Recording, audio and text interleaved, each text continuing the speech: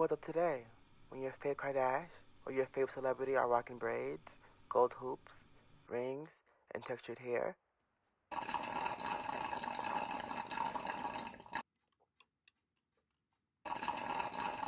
These looks were pioneered in black culture and made popular through the rise of female rap. Stay tuned to see and hear why. Can you guys see me? You guys! Hello everyone, and welcome to episode 1, season 1 of pop culture, rap culture, celeb culture, basically whatever culture, whatever social issue, whatever something that I want to talk about. This is something really new on my channel. This isn't my normal chaotic, funny, comedic vlogs, but more so of a sit back, relax video as you and I take a deep dive into the influence of female rap on the fashion industry.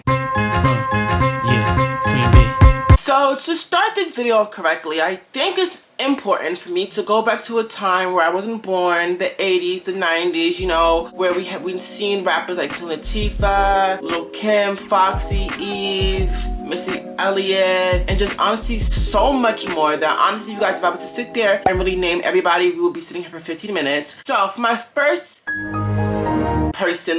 duo that I want to talk about is Salt-N-Pepa. I'm not sure if they debuted in the 80s or they were really popular in the 80s. I'm sorry, my age is showing you guys. When you think about Salt-N-Pepa, you might think of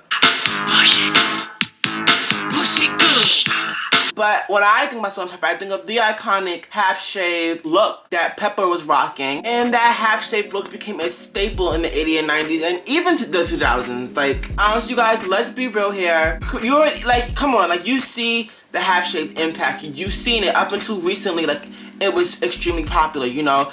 Celebrities like Miley Cyrus, Rihanna, hello, Cassie. Literally, who wasn't really rocking the half-shaved look? And it's honestly crazy because the half-shaved look wasn't even done on purpose, you know? When I was doing my research for this video, I read online that Pepper, the reason why she even had the look is because she had a perm go wrong and she had to cut her hair. She had no choice. Now, personally, me, you guys, she's completely brave because if that was me, I would have lost my mind, you guys. I would have lost my mind. I would have been kicking, screaming, and just punching the walls.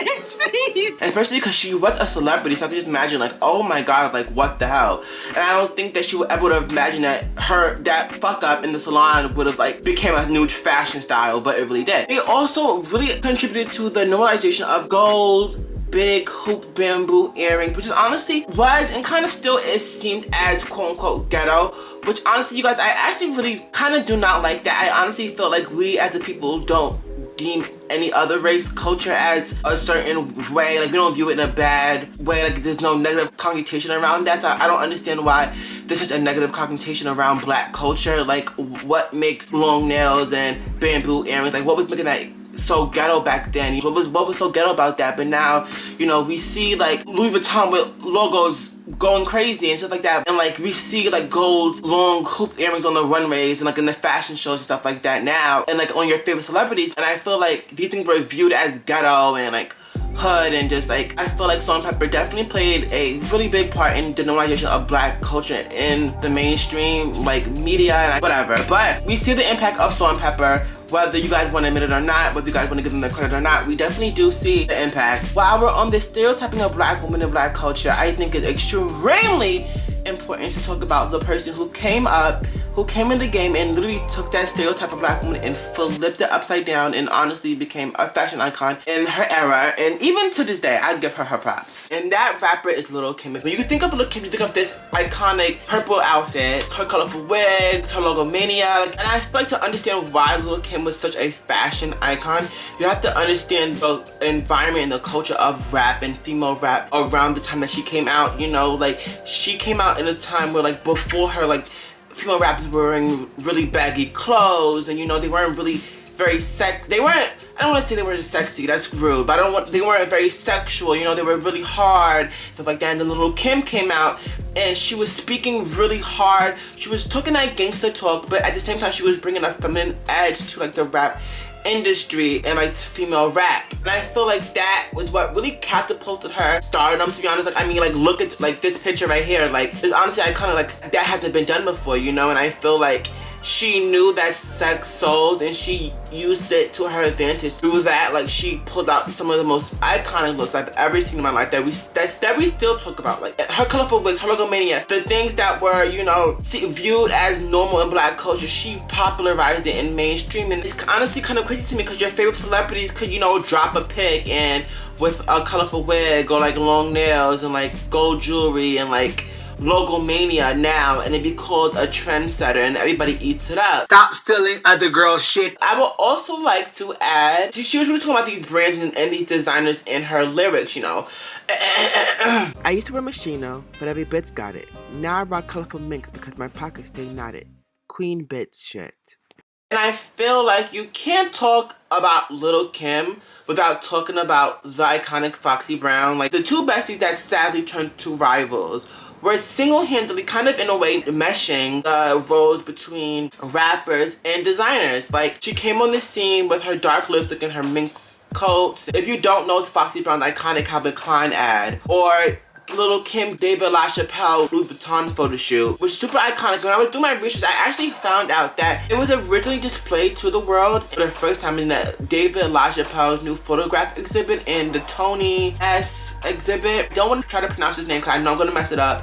And it was rumored at the time that this was for Louis Vuitton because Louis Vuitton was planning on having a photo shoot with Lil' Kim, but they scrapped it. What really makes them so important is because they were so young at the time. Like, when Foxy Brown came out and she was only 18, like in this video, and ain't no she was literally 18, you know. Lil' Kim and Junior Mafia, they were so young and they were pulling out all these like crazy styles and they're making and being so innovative at 18. I could just imagine, like at 18, like I couldn't even imagine doing this type of stuff that they were doing. So it's honestly kind of crazy. The next rapper that I want to talk about is Missy Elliott. Do I have to say much more? I mean, do I have to reverse it? It's your primitive is when yet.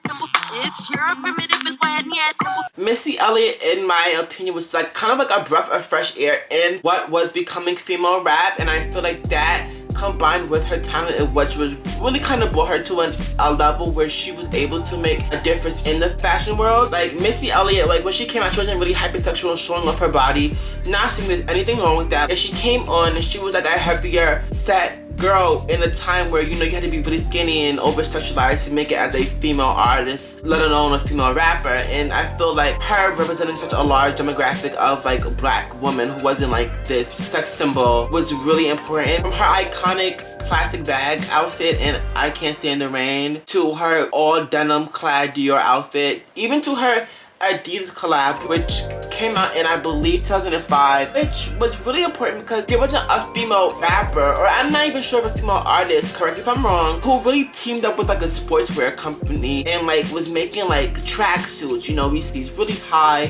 Adidas boots, which when I was looking for online, I was trying to find the exact collection to show to you guys, but I really couldn't find it. But I did find a lot of pieces from her collection, which shows me that people actually did like it around that time, because like they're so worn. I know that people were actually buying because they liked it, not because they liked Missy Elliott. And I believe she had an endorsement with Gap, and right, as you can see here with the iconic Madonna, another fashion person who I really do like. And you can see she has her gold jewelry, her oversized tee, her denim jacket, her hat, you know. And I feel like she was just making it the norm, you know, to come to the red carpet with tracksuits on, you know. Correct me if I'm wrong, but I do feel like, you know, like Adidas sweatsuits and velour sweatsuits at the time were really a major staple in the black community. And while we're on the topic of brands and they're endorsing rappers and collabing with rappers, we have to talk about the iconic fashion line of the early 2000s, Baby Phat. If you guys don't know what Baby Phat is, like I'm really judging you right now, but Baby Phat was a fashion line whose demographic were the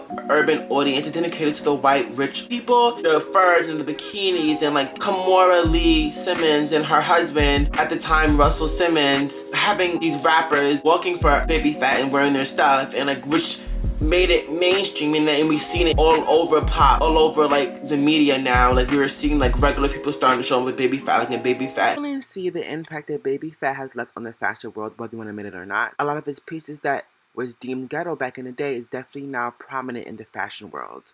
Once again, I feel like that wouldn't have been made possible if it wasn't for, like, you know, the rappers like influence on the fashion world, whether you guys want to admit it or not. And then honestly, you guys, rap kind of started to die down. You know, we started seeing artists like Lady Gaga making fashion statements, Katy Perry, and there was really no, like, the female rap was really not really popping. You know, there were still rappers making music, but there wasn't a large concentration of these female rappers making a splash in the music world, you know? So, I mean, we did have a few pop songs with rappers like Gwen Stefani and Eve with Rich Girls, then Avril Lavigne, Little Mama with Girlfriends, but I don't feel like, when I think of Little Mama, I don't really think of her fashion style. You know, I think of the moment of her ambushing Jay-Z on stage. But I think it's safe to say that female rap was dead. And then, sort of like myself, an icon came on the scene named Onika Tanya Mirage, who jump-started the 1975 Cadillac that was female rap. And that's how I'm gonna end my video off today, you guys.